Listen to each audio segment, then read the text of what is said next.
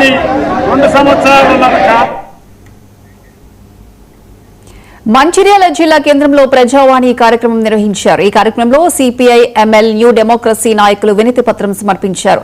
Custom milling rice వ్యవహారంలో అక్రమాలకు పాల్పడిన రైస్ మిల్లర్లపై చర్యలు తీసుకోవాలని కోరారు.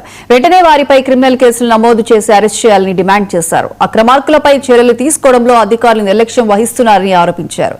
ఇక దీనిపై ప్రభుత్వం స్పందించకపోతే పెద్ద ఎత్తున ఆందోళనలు చేపడతామని నాయకులు హెచ్చరించారు. రైస్ మిల్లర్లు ఎవరైతే సిఎంఆర్ రైస్ ఇవ్వలేదో పౌర సరఫరా శాఖకు 2022 నుంచి దాదాపు 200 కోట్ల పైగా బకాయిలు ఉన్నాయి.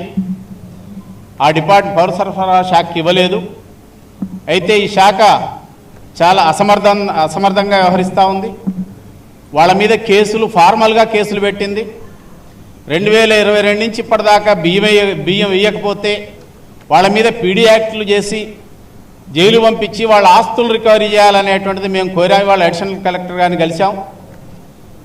ప్రధానంగా వాళ్ళ రైతుల మీద రైతులు బకాయిలు కానీ రైతు ఎక్కడన్నా ఇతర డిపార్ట్మెంట్లలో వాళ్ళకి రావాల్సినటువంటి బకాయిలు ప్రభుత్వం కలెక్టర్ వీళ్ళందరూ కూడా సీరియస్గా కలెక్ట్ చేస్తారు డబ్బులు. కానీ రైస్ మిల్లు యజమానుల మీద రైతులు పండించినటువంటి ధాన్యం సేకరణ తిరిగి ప్రభుత్వానికి ఇవ్వాల్సినటువంటి బియ్యం ఇవ్వకపోతే ఇవాళ అధికారులు పౌర సరఫరా శాఖ అధికారులు వాళ్ళు సివిల్ సప్లైస్ వాళ్ళతోటి మిలాఖతై ఇన్ని సంవత్సరాలుగా వాళ్ళు బియ్యం వేయకపోతే చర్యలు తీసుకోలేదు. వాళ్ళ ఆస్తులు రికవరీ చేయలేదు. వాళ్ళ మీద పీడీ యాక్ట్లు పెట్టలేదు.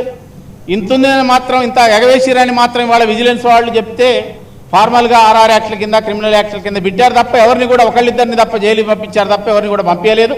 రైస్ మిల్లర్లు ఎవరే సీఎం చంద్రబాబు